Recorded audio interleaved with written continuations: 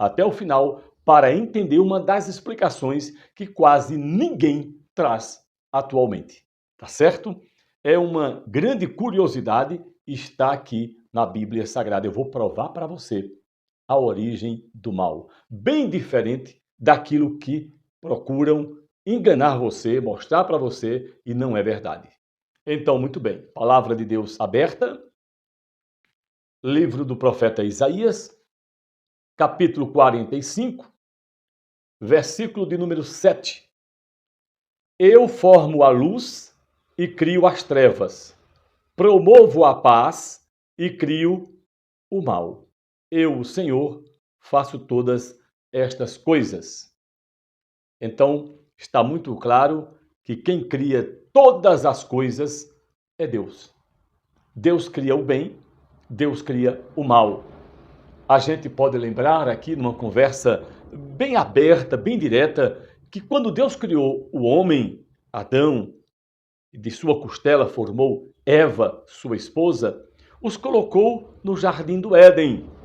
E lá havia uma planta, a qual Deus deu então ordens expressas, um mandamento para que Adão e Eva não chegassem sequer perto desta árvore, que também era conhecida como a árvore do conhecimento do bem e do mal. Tudo foi criado por Deus e tudo de forma perfeita para um objetivo perfeito. Sabe que as pessoas por aí fora, elas preferem entender que no céu, morada do Altíssimo, Deus criou um anjo, o colocou como mestre de um coral, maestro de um coral, e este anjo encheu no coração de vaidade, encheu o coração de pecado, de algo ruim. Esse anjo se rebelou contra Deus de uma forma tal que em um dado momento que Deus não viu, não percebeu, eu não sei o que pensa esse povo, porque diz que aí ele convenceu uma terça parte de anjos. Poxa vida, é muita coisa, hein? Uma terça parte de 90 é 30. Uma terça parte é um percentual, é uma parte muito grande. E este tal anjo, que se dá o nome aí fora, por aí de todo jeito, se dá o nome de Lúcifer, ou Lúcifer, esse anjo consegue conquistar aqueles que Deus criou para servir a Deus. Este anjo engana os demais, chegando a conquistar uma terça parte.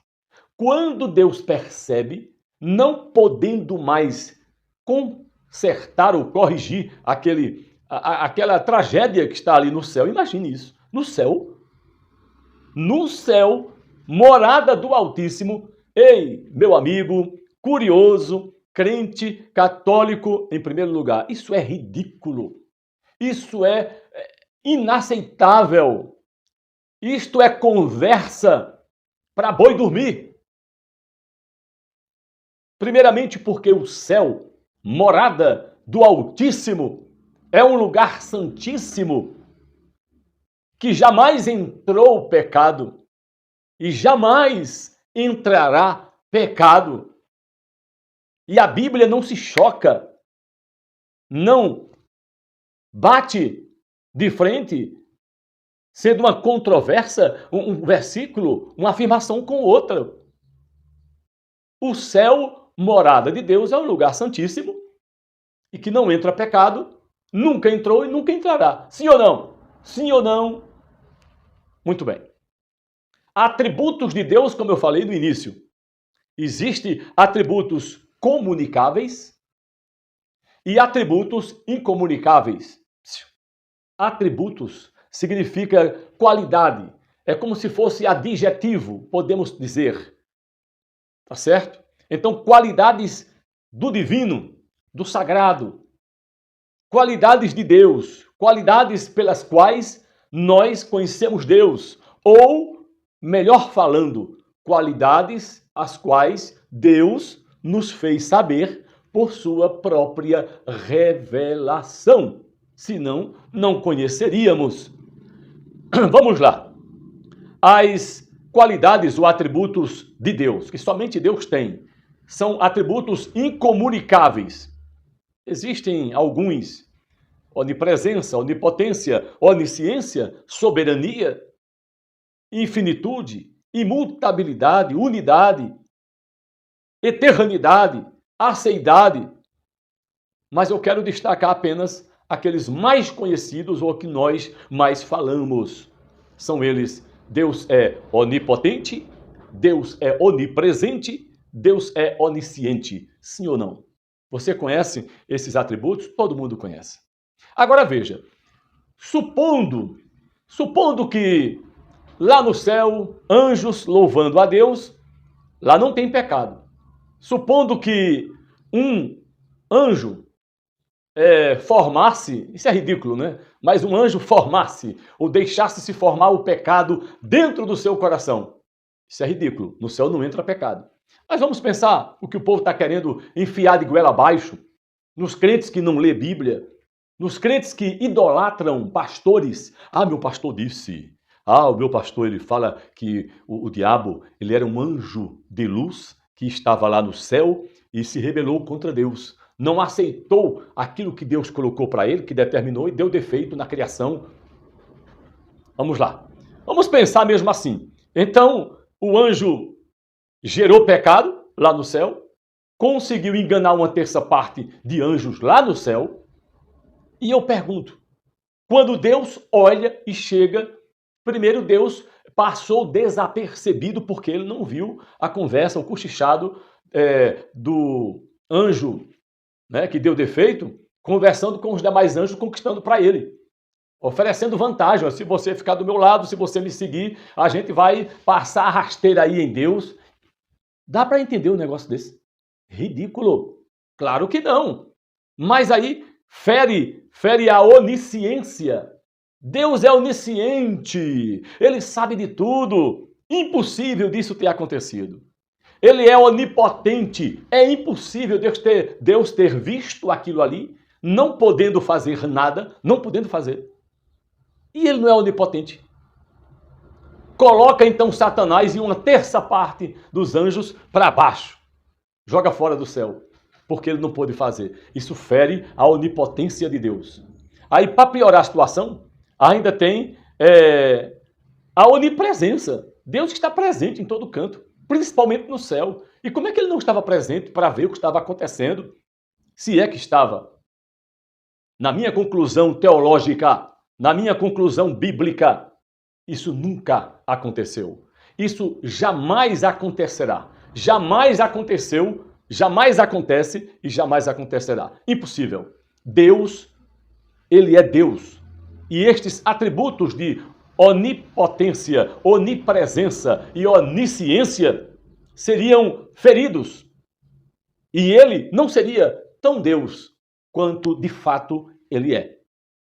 Então isto é uma mentira que pregam por aí. É uma mentira. Se preza pastores que estudaram, que sabem onde tem o nariz, eles sabem e devem ter o maior respeito para com os santos do passado. Vírgula, porque os santos do presente sou eu, você e todos aqueles que se tornam família de Deus. Tá entendendo?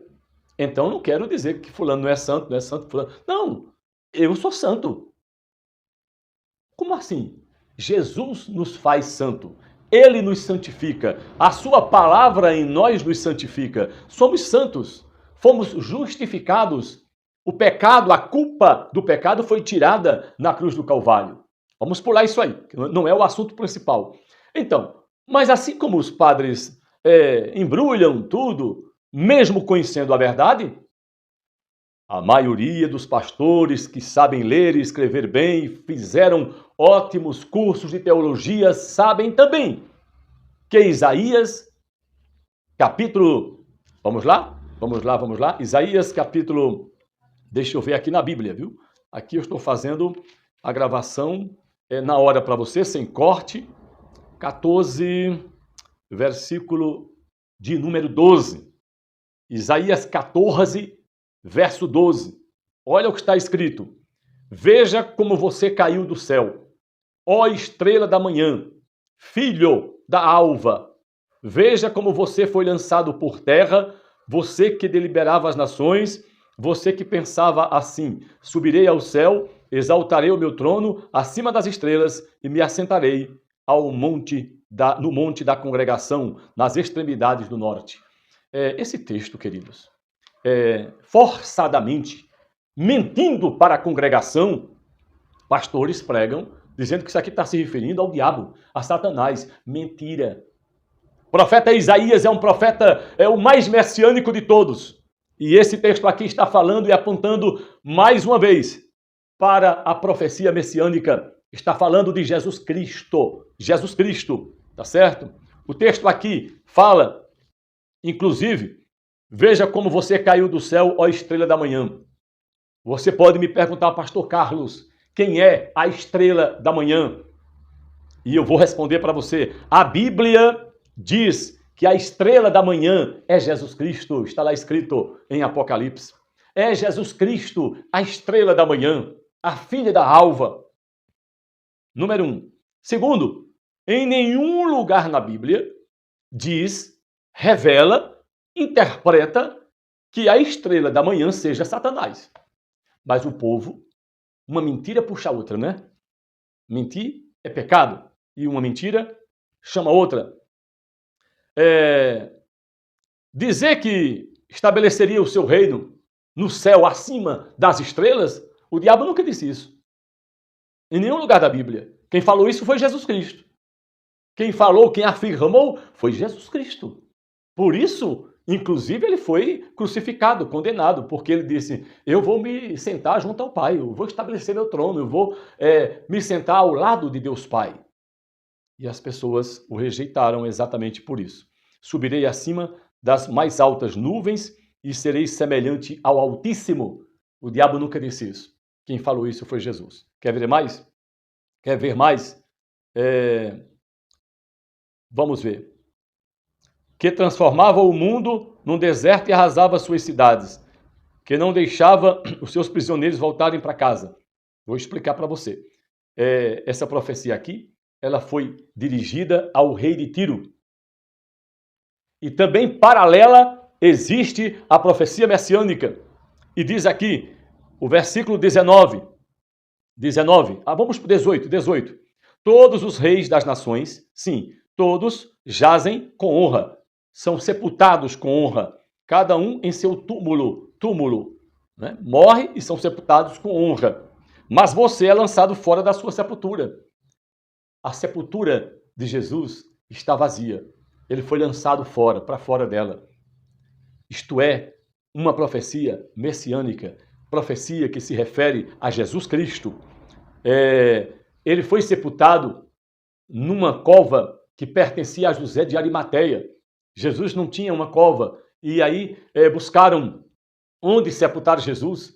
E José de Arimateia, homem temente a Deus e rico, ele disse, e tinha influência também, falou com o governador e disse: olha, eu cedo um túmulo que eu tenho novo, que ninguém usou ainda, coloquem Jesus.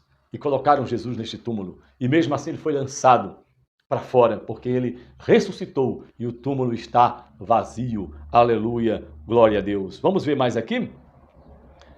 Mas você é lançado fora de sua sepultura, como um renovo abominável coberto de mortos, transpassado a espada e que descem a cova de pedras. Como cadáver pisoteado, você não se reunirá com eles na sepultura. Meu irmão, pelo amor de Deus, se você não estiver entendendo que essa profecia se refere a Jesus, se converta. Ore a Deus. Peça sabedoria, discernimento. Isaías capítulo 14, verso 12 em diante. É uma profecia dupla. Ora, ela se refere ao rei de Tiro, mas ela traça um paralelo mostrando a respeito de Jesus Cristo. Não é de Satanás. Não é de Satanás. Nunca foi. Mas as igrejas fazem questão. Pastores, pregadores, pregando no altar, né, de suas igrejas. Porque Quem primeiro dividiu lá no céu não entra mais, porque Satanás estava no céu e ele invejou a Deus. Vamos ficar até a conclusão, está perto de terminar. Então, vamos lá. Você não se reunirá, versículo 20, não se reunirá com eles na sepultura. Jesus foi sepultado? Sim ou não? Já viu dizer que o diabo foi sepultado? Pelo amor de Deus, não diga isso não. Nunca aconteceu isso. Agora, quem foi sepultado foi Jesus.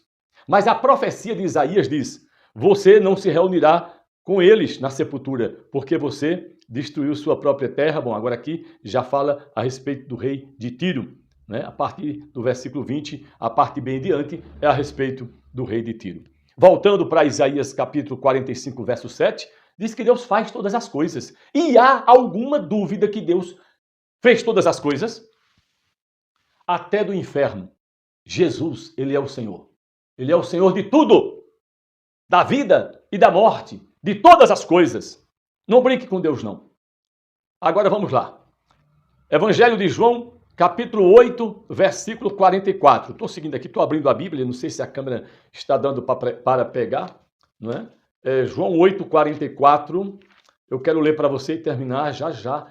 Mais 5 minutos, que é muito importante esse estudo para a sua vida. João, Evangelho de João, capítulo 8, versículo 44. Vamos ler. 42, 44. Olha aí. Vocês são do diabo. É Jesus falando, viu? Palavra dura. Meu Deus do céu, e tem alguém do diabo? Se você crê na Bíblia, abra a sua Bíblia. João 8, 44. Dá para ver aí? João 8, 44. Eu vou ler aqui. Vocês são do diabo, que é o pai de vocês, e querem satisfazer os desejos dele. Ele foi assassino desde o princípio e jamais se firmou na verdade, porque nele não há verdade. Quando ele profere mentira, fala do que ele é próprio, porque é mentiroso e pai da mentira. Satanás, ele é diabo, ele é Satanás desde o começo, desde o princípio. Aí eu não preciso dar aula de português ensinando o que significa princípio. Quais são os sinônimos da palavra princípio? Mas vamos lá. Princípio é começo. Começo, início. Para começo de história. No começo de tudo. Quando ele começou, entendeu? O diabo já era diabo, nunca foi anjo de luz. É a palavra de Deus que está dizendo. Você tem nas suas mãos, abra, leia, João, capítulo 8, versículo 44. Então, não engula qualquer bobagem que os pregadores e as igrejas idolatria é como pecado de feitiçaria. E a igreja de hoje não é outra senão a igreja de Laodiceia, a última igreja do Apocalipse, antes da volta de Cristo, que parece uma coisa, mas não é. Porque parece agradar a Deus, mas comercializa nos seus púlpitos, nos seus altares, dentro de suas casas, do templo,